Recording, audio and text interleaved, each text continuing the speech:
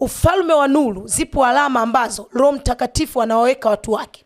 Lakini pia ufalme wa giza zipo alama ambazo kuzimu anawaweka watu wake.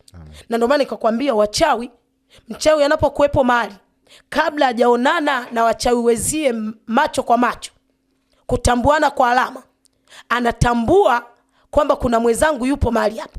Kuna wachawi wenzangu wapo mahali hapa.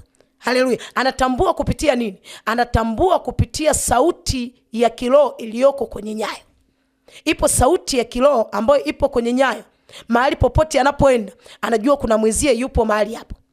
Haleluya. Kabla hawajaonana, kabla hawajazungumza, kabla hajaona hata alama zilizopo kwenye kipaji cha uso. Haleluya. Kwa hiyo leo nataka ni kuonyeshe kiundani, tujue sauti ipi iliyopo kwenye nyayo za miguu.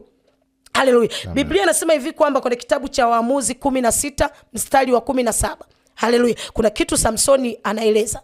Anasema mimi ni mnadhiri wa Mungu. Haleluya. Nikiwa katika tumbo la mamangu.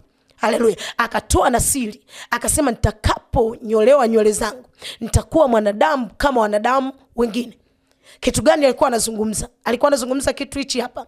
Samsoni alikuwa na Mungu na alikuwa na nguvu za Mungu ndani yake. Zile nguvu za Mungu alizokuwa nazo ndani ndizo zilizokuwa zinamfanya Samsoni awe tofauti na watu wengine. Haleluya. Na tunaona baada ya upande wa kuzimu walivyomtumia Delila kwa namna ya kumwangusha Samsoni, kwa namna ya kuiba vitu kwa Samsoni, na wakafanikiwa. Haleluya. Kwa hiyo unapokuwa na Mungu, unapokuwa na nguvu za Mungu ndani, maana yake wewe unakuwa tofauti na watu wengine.